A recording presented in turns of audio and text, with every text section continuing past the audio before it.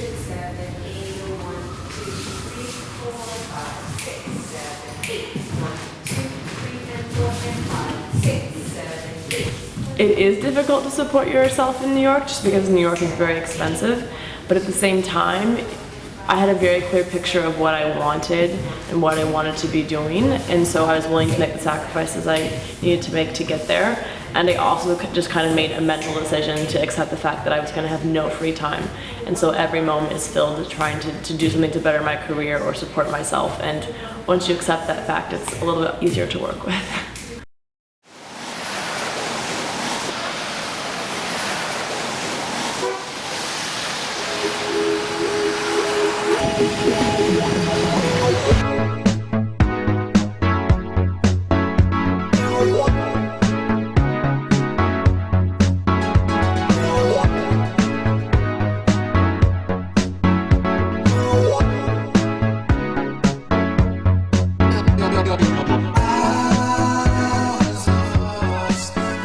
Being a dancer in New York is very competitive.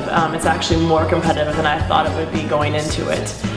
So I'm constantly looking at the audition list and seeing which choreographers I know, or seeing where I have friends and to see if I could come take class with them.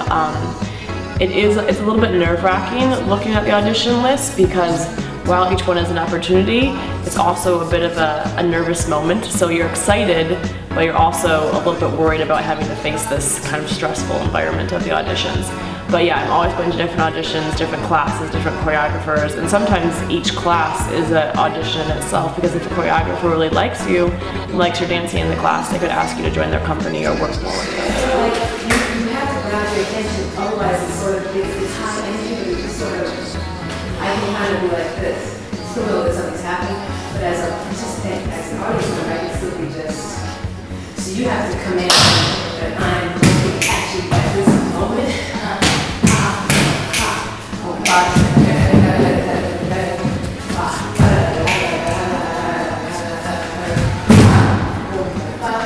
Tons of preparation goes into dancing. First of all, you're just in a daily class where you have to constantly work on every little part of your body, how your ankle's working, how your arm is working, how your back is working, how your neck is lengthening. You have to be very detail oriented in terms of what you're working on in class. Then there's also just quality of movement. There's always new things to learn about transitions and how you're moving through space. So those even are things to work on during class. The transition from college, the transition out of college was a little bit slow at first. My first year I was kind of just bouncing around different things, trying to find studios to work with, changing apartments, changing little jobs here and there. It wasn't until about maybe 9 or 10 months out of college that I got more into my schedule and found choreographers I really wanted to work with, and kind of got more into what my life would look like as a professional dancer. And it's still developing and changing, and there's new ways to push yourself all the time. But I think it took about a year to kind of find myself and find where I wanted to be.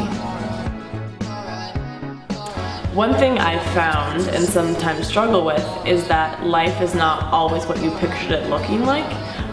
When I said to myself in college, I want to go on and be a modern dancer, I didn't think it would look like this, even though I'm doing it. I thought it would look something else. And so you have to really be open to the fact that it might not look how you thought it would look, but it's still a good life and it's still what you want to be doing. And we have all these fantasies and dreams when we're younger, and we can go do those things, but it won't look like what we thought it would look like.